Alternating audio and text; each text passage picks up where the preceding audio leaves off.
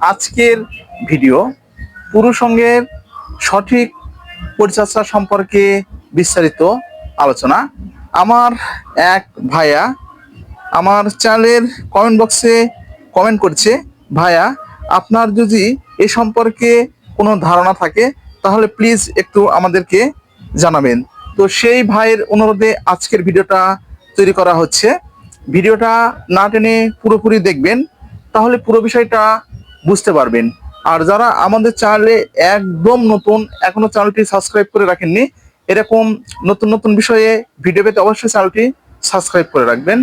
তো আর কথা নয়, আরেকটি কথা, আপনারা যে ধরনের ভিডিও আমাদের কাছ থেকে জানতে চাচ্ছেন বা নিতে চাচ্ছেন, তো সে বিষয়ে আমাদের যে চ্যানেলের কমেন্ট বক্স আছে, কমেন্ট বক্সে আপনারা কমেন্ট করবেন, সে ধরনের ভিডিও আপনাদের মাঝে দেবার চেষ্টা করব। তো আর কথা নয়, শুরু করা যাক। আজকে যে বিষয়টা আপনাদেরকে বলবো, পুরুষাঙ্গের সঠিক পরিচর্যা সম্পর্কে বিস্তারিত আলোচনা। এটা এমন একটি বিষয়, এই বিষয়টা অবশ্যই আপনাদের জেনে রাখা দরকার। পুরুষাঙ্গের সঠিক পরিচর্যার মধ্যে রয়েছে, আমি একটু বলছি, স্বাস্থ্যকর জীবনযাপন,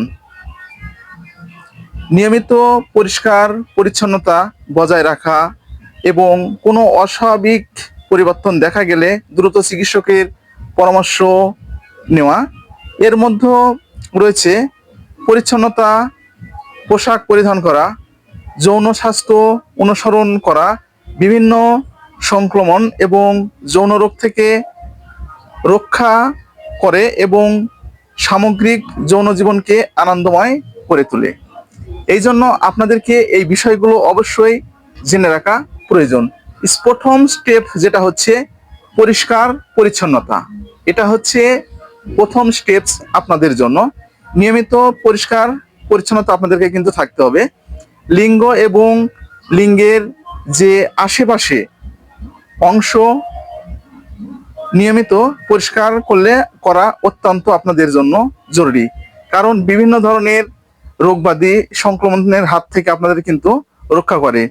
যেমন অনেকের দাউদ হয়ে যায়, একজিমা হয়ে যায়, ব্রণ আকারে ফুসিগুলো বের হয়, অনেক সময় চুলকানি আকারে হয়ে যায়, অনেক সময় লিঙ্গে দেখা যাচ্ছে আপনাদের ফুলে যায়, এগুলো থেকে আপনাদেরকে রক্ষা করে। দ্বিতীয়ত, পরিষ্কার ও নরম কাপড় আপনাদেরকে পরিধান করতে হবে, অর্থাৎ ব্যবহার আপনাদেরকে করতে হবে।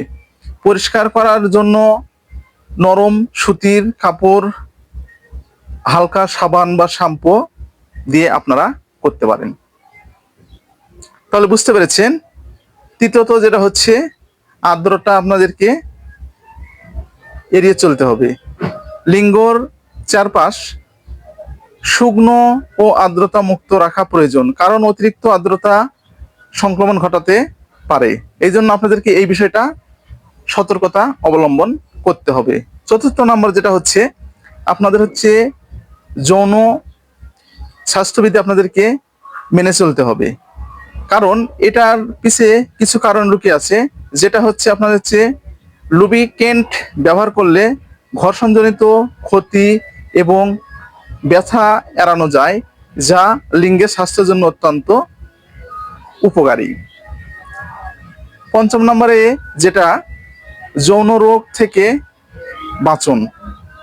যৌন মিলনের সময় স্বাস্থ্যবিধি মেনে চলা এবং কন্ডোম ব্যবহার করা যৌন রোগ থেকে সুরক্ষা দিতে পারে।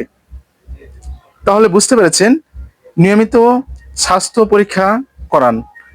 নিয়মিত স্বাস্থ্য পরীক্ষা করালে কোনো যৌন সংক্রমণ বা অন্যান্য সমস্যা দ্রুত শনাক্ত করা যায় এবং সঠিক নিয়মে চিকিৎসা করা সম্ভব হয়।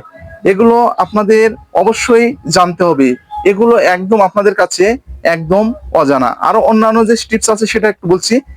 স্বাস্থ্যকর খাবার, নিয়মিত পুষ্টিকর খাবার গ্রহণ করা, যেমন ভিটামিন সি যুক্ত ফল, যেমন লেবু, পুরুষের হরমোন উৎপাদন বাড়াতে, সামগ্রিক স্বাস্থ্য ভালো রাখতে সাহায্য করে।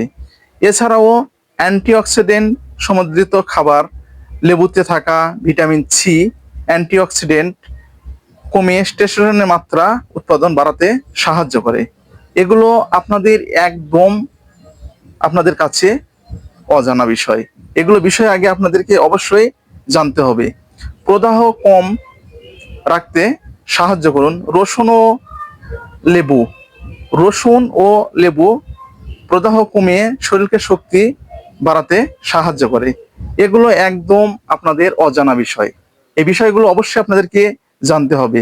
তো এখন কখন আপনারা একজন চিকিৎসকের পরামর্শ নেবেন? যদি আপনাদের লিঙ্গে কোনো ক্ষত, কাঁচিল, অস্বাভাবিক স্রাব বা ব্যথা অনুভব করে, তবে দ্রুত আপনাদের চিকিৎসকের পরামর্শ নিতে হবে। লিঙ্গের স্বাভাবিক রং, আকার, কার্যক্ষমতা কোনো পরিবর্তন আসলে অপেক্ষা করবেন না, একজন চিকিৎসকের পরামর্শ আপনাদেরকে নিতে হবে। আর আপনাদের লিঙ্গের যে আশেপাশে যে লোমগুলো আছে, তো সেটা তো একদম বলার প্রয়োজন নেই, সেটা আপনারা অনেকেই জানেন। যে যার ধর্ম অনুযায়ী আপনাদের যে মাপটা আছে বড় হলে আপনাদেরকে সেটা কিন্তু একদম পরিষ্কার করে নিতে হবে। তাহলে বুঝতে পেরেছেন বন্ধুরা, আজকে এই পর্যন্তই। ভিডিওটা যদি আপনাদের উপকার আসে তাহলে বেশি বেশি করে শেয়ার করবেন, যেন প্রতিটি মানুষের মাঝে পৌঁছে যায় এবং প্রত্যেকটা মানুষ জানে এরকম নতুন নতুন বিষয়ে